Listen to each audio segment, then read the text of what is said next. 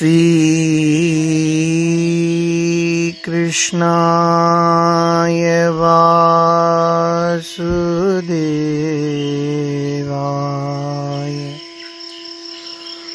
देवकी नंदनाय च नंदगोपकुमाराय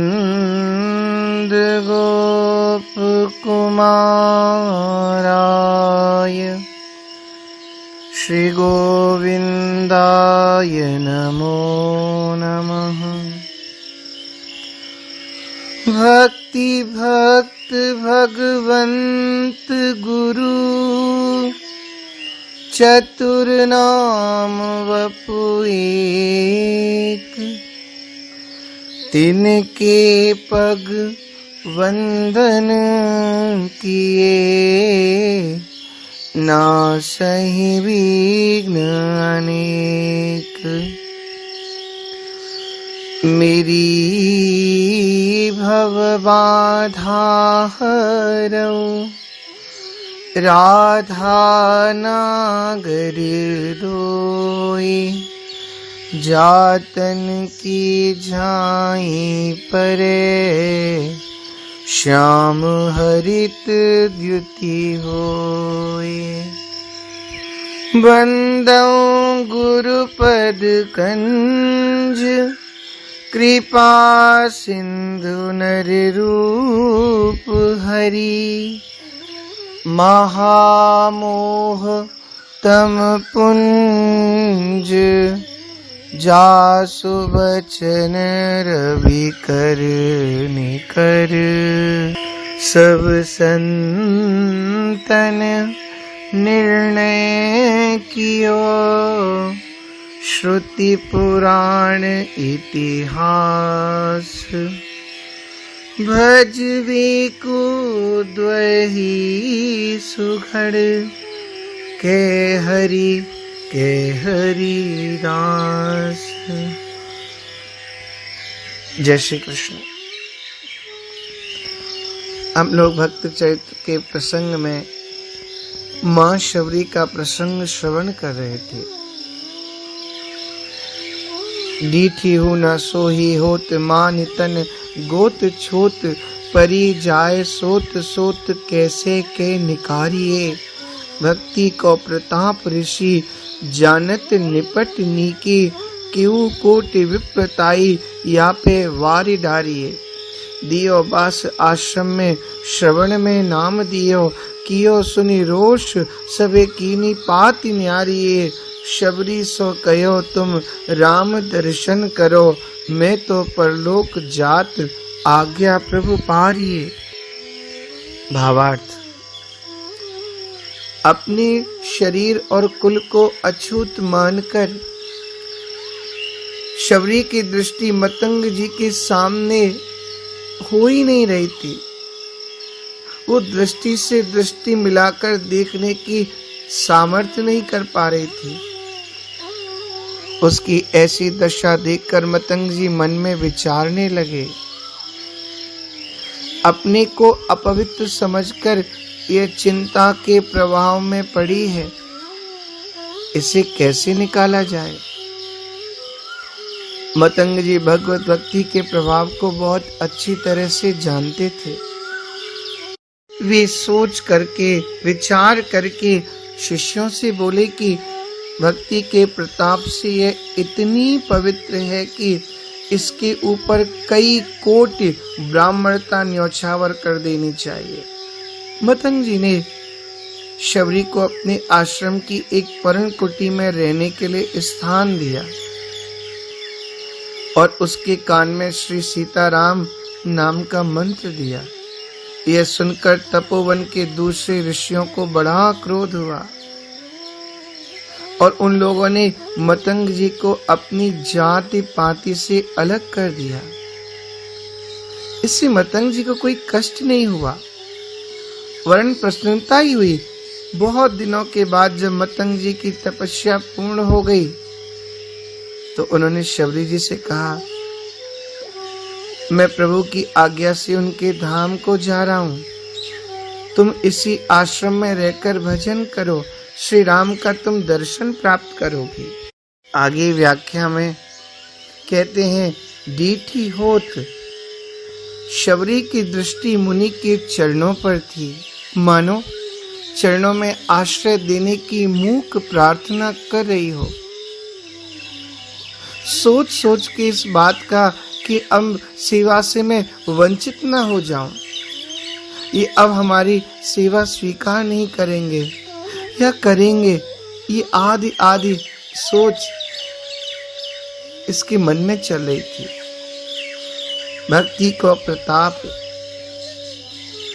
भगतिवंत अति नीचहु प्राणी, मोहि प्राण प्रिय असीमम बानी, भगतहीन विरंचि किन होई, सब जीवउ सम प्रिय मोहि सोई।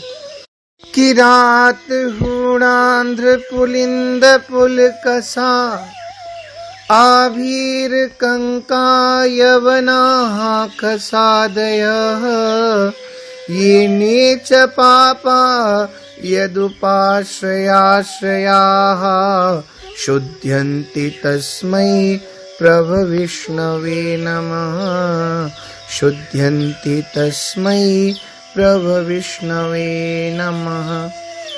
किरात, हूण, आंध्र, पुलिंद, पुलकश, आवीर, कंक, यवन और खस आदि नीच जातियां तथा दूसरे पापी जिन भगवान के शरणागत भक्तों के शरण ग्रहण करने से ही पवित्र हो जाते हैं, उन सर्व शक्तिमान भगवान को बारंबार नमस्कार है। भगतई अब सही बस करे, जप तप तीरथ दान व्रत जोग यज्ञ आचार, भगवत भक्ति अनन्य बिन जीव भ्रमत संसार। भगवत रसिक जी की वाणी है। और व्याधस्या चरणं ध्रुवस्य चवयो, विद्या गजेन्द्रस्य का कुब्जाया, किमु नाम रूपमधिकं, किं तत्सुदाम्नो धनम्। वंशः को विदुरस्य यादवपते, रुग्रस्य किं पौरुषः, भक्त्या तुष्यति केवलं न च गुणैः, भक्ति प्रियो माधवः, भक्त्या तुष्यति कैवलं न च गुणैः, भक्ति प्रियो माधवः। विचार करके देखिए, व्याध का आचरण कैसा होता है, ध्रुव जी की क्या अवस्था थी, गजेंद्र क्या बहुत बड़ा विद्या पढ़ के आया, सुदामा जी के पास क्या बहुत ज्यादा धन था, कुब्जा का क्या रूप बहुत सुंदर था, विथुर जी का क्या बहुत वंश था, और अग्रसेन जी का बल कुछ भी नहीं था। फिर भी इन सब के ऊपर भगवान परम प्रसन्न हुए। इससे यह सिद्ध हुआ केवल धन बल विद्या आदि गुणों से भगवान प्रसन्न नहीं होते, वे केवल भक्ति से प्रसन्न होते हैं। उनको भक्ति ही प्रिय है, भक्ति प्रियो माधवः। आगे व्याख्या में केउ कोटि डारिये, विप्राद दिशंग गुण युतादर, विंदनाभ पादार विंद विमुखाच्छव पचम वरिष्ठम, मन्ये तदर्पितं मनोवचने हितार्थं, प्राणं पुनाति स कुलं न तु भूरिमानः प्राणं पुनाति स कुलं न तु भूरिमानः। श्री प्रहलाद जी कहते हैं, मेरी समझ से धन, कुलीनता, रूप, तप, विद्या, ओज, तेज, प्रभाव, बल, पौरुष, बुद्धि और योग, इन 12 गुणों से युक्त ब्राह्मण भी यदि भगवान कमलनाभ के चरण कमलों से विमुख हो तो उससे वह चांडाल श्रेष्ठ है, जिसने अपने मन, वचन, कर्म, धन और प्राण भगवान के चरणों में समर्पित कर रखा है। क्योंकि वह चांडाल तो अपने कुल तक को पवित्र कर देता है और बड़प्पन का अभिमान रखने वाला वह ब्राह्मण अपने को भी पवित्र नहीं कर सकता है। चांडालोपि मुनि श्रेष्ठ विष्णु भक्तो द्विजाधिकः विष्णु भक्ति विहीनस्य द्विजोपि स्वपचाधिकः विष्णु भक्ति विहीनस्य द्विजोपि स्वपचाधिकः। ब्रह्मनारदीय पुराण का भाव है, ईश्वर के प्रति एकांतिक भक्ति के कारण भक्तिमान चांडाल भी ब्राह्मण से बढ़कर के है और ईश्वर भक्ति विहीन होने पर ब्राह्मण भी चांडालाधम है। और तुलसी भगत सुपच भल्यो जो जपे रेन दिन राम ऊंचो कुल के ही काम को जहां न हरि को नाम। और आगे निवेदन करते हैं, ऊंचे कुल को जन्मिया करनी न ऊंची होए सुवर्ण कलश सुरा भर्यो साधो निंदत सोई। व्यास कुलीन निकोटि मिल पंडित 1,25 स्वपच भक्त रैदास पर तुले न तिनको शीस। व्यास बड़ाई छोड़ के हरि चरणन चित जोरी एक भक्त रैदास पर 12 बामन कोरी। और भारतेंदु बाबू हरिचंद ने लिखा है, भक्त हो जाए किसी जाति का हो जाए और अभक्त तो कैसा भी है तो भी बेकार है। मुसलमान हरिजनन पे कोट हिंदूवादी है। इसलिए दियो वास आश्रम में मां शबरी को देख करके मतंग ने विचार किया, इस प्रकार का निष्काम सेवक मिलना दुर्लभ है जो छिप करके सेवा करती है, बड़े भाव से मर्यादा से सेवा करती है और उसको मन में भय भी है, पर भय इस बात का है कहीं सेवा न छूट जाए। उन्हें ऐसी भावमयी भागवती का तो सामीप्य होना चाहिए। यश्चंडालोऽपि रामेति वाचं वदेत तेन सह संवदेत तेन सह भुंजीयात। अथर्व का भाव है, सो चांडाल पुनीत अति राम नाम मुख जासु ताके संग नित कीजिए भाषण भोजन वास। न मे भक्तश्चतुर्वेदी मद भक्तः स्वपचः प्रियः तस्मै देयम ततो ग्राह्यम सच पूज्यो यथास्म्यहम्। अर्थात चारों वेदों को जानने वाला ब्राह्मण यदि भक्तिहीन है तो वह मुझे प्रिय नहीं है। ठाकुर कहते हैं मुझे तो भक्तिमान स्वपच प्रिय है, अतः मेरे भक्तों से लेन देन का व्यवहार करना चाहिए, वह तो मेरे समान पूज्य है। आगे व्याख्या में श्रवण में नाम दियो। श्री मतंग जी ने स्वयं दीक्षा दी। यहाँ ये बात चरितार्थ हुई कि अधिकारी शिष्य को गुरु की खोज नहीं करनी पड़ती, गुरु स्वयं ऐसे शिष्य को खोजते रहते हैं। अधिकारी शिष्य पाकर बिना ही कहे वो उसको उपदेश करने लगते हैं। जैसे मानस में वर्णन है, ब्रह्म ज्ञान रत मुनि विज्ञानी मोहि परम अधिकारी जानी।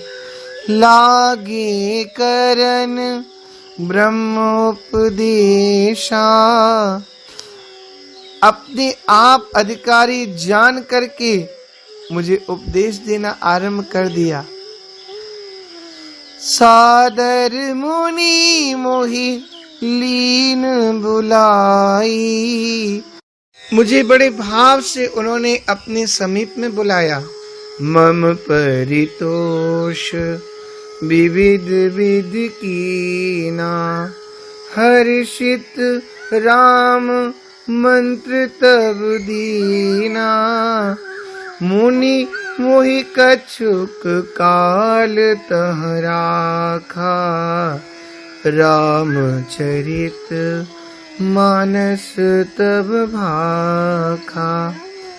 अर्थात महर्षि लोमश जी ने कागभूषुंडी जी को परम अधिकारी जानकर स्वतः ब्रह्मोपदेश किया, स्वतः श्री राम मंत्र दिया, स्वतः श्री रामचरित मानस सुनाया। इसी प्रकार श्री मतंग जी ने भी शबरी माँ को उनके श्रवण में, उनके कान में नाम दिया। यावद् गुरुर्न क्रियते सिद्धि स्थावन लभ्यते, तस्मात् गुरुं हि कर्तव्यो नैव सिद्धि गुरुं बिना। पांचरात का भाव। सुपात्र को दान देने से वह बढ़ता है। यथा जले तैलम खले गुह्यम पात्रे दानम मनागपि, शास्त्रम सुधीय श्रद्धालो दीक्षा शिक्षा विवर्धति। श्री राम नाम धन है, यथा बड़ो धन हरिजन को हरि नाम। उसे शबरी सा सुपात्र पाकर के प्रदान किया जिसने नाम की महिमा बढ़ाई। कियो सुन न्यारी व्याख्या आती है, जाति विद्या महत्व गुण गौरव गुमानी ऋषियों ने श्री मतंग जी की इस दीन वत्सला पर रोष किया।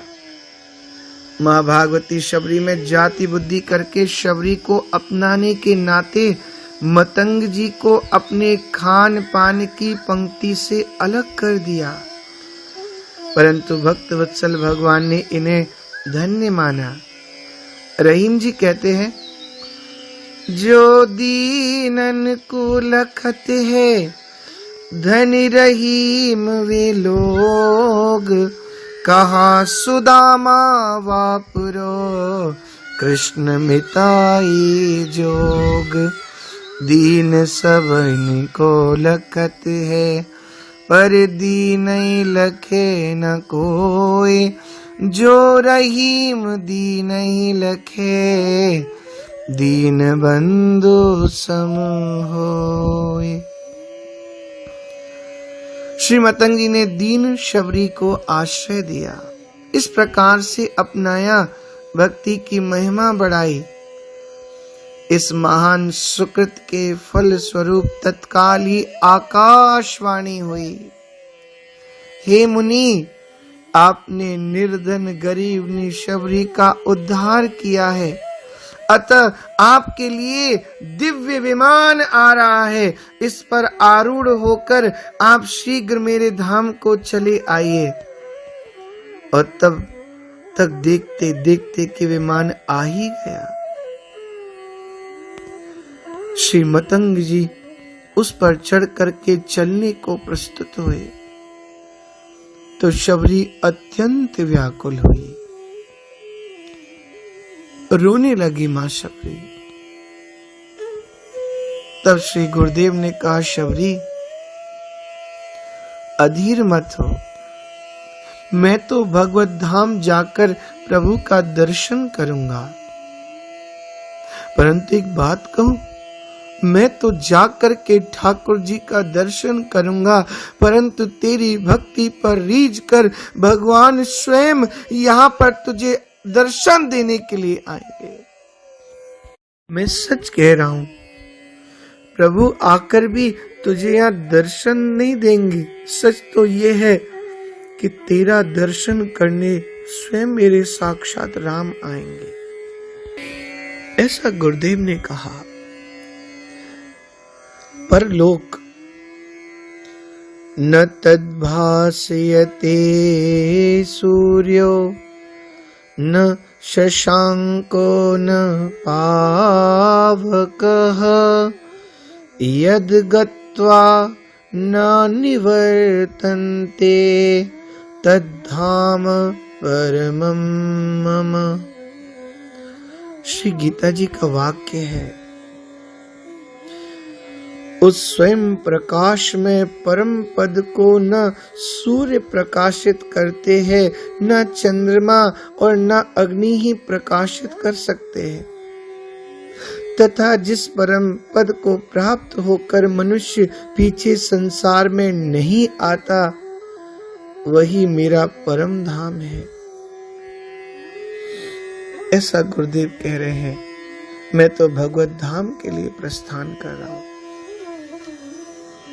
पर शबरी तू चिंता मत करना, विश्वास करना मेरे वाक्य का, तुझे यही इसी आश्रम में उन परब्रह्म परमात्मा का दर्शन होगा। शबरी रोती जा रही है। ठाकुर के समीप जाने का गुरुदेव को, मतंग ऋषि को मन में भाव अवश्य है, पर उनको भी आज ठाकुर की परम भक्तमती मां शबरी को छोड़ने का मन में बड़ा कठिन क्लेश है। सत्संग, भजन, साधन जहां हो, जिससे मिले, उसका संग अत्यंत सुखदायी होता है। यह बात मतंग विचार कर रहे हैं। इसलिए तो हनुमंत लाल भी ना ठाकुर जी के साथ नहीं गए, सत्संग के लिए, कथा के लिए यहीं रह गए। श्रीमद् भागवत में वर्णन है, न वैकुंठ सुधा पगा। वो वैकुंठ में भी गोविंद की कथा नहीं मिलती, ठाकुर जी का चरित्र नहीं मिलता। इसी के लिए तो भक्त लोग इस भूलोक पर आकर के और इस पृथ्वी पर विराजमान सब संत महापुरुषों के चरणों में निवेदन करके और भगवत कथामृत का आनंद से अपने श्रवणामृत में अपने कानों में महाराज पान करते हैं। आज वो आनंद से गुरुदेव भी तो वंचित हो रहे हैं, वो दर्शन से गुरुदेव वंचित हो रहे हैं। फिर भी कह दिया, अधीर मत होना, चिंता मत करना, तेरी तो भक्ति इतनी दृढ़ है। और ठाकुर तो रिझवार है ना, रीझ जाता है, और तेरी भक्ति पर रीझ करके अवश्य उन्हें यहाँ पर आकर के तुझे दर्शन देना ही पड़ेगा शबरी। और ये भगवान की अहेतु की कृपा, सच्ची एक धारणा भक्तों के, संतों के हृदय में होती है यदि हम ठाकुर से एक संबंध स्थापित करें तो भगवान उसे अवश्य निभाते हैं। आज गुरुदेव ने कह दिया, चिंता मत कर, मेरा विश्वास कर, और शबरी ने विश्वास किया और गुरुदेव परम धाम को प्रस्थान कर रहे। और इसके आगे का प्रसंग हम लोग अगले भाग में श्रवण करेंगे। जय श्री कृष्ण।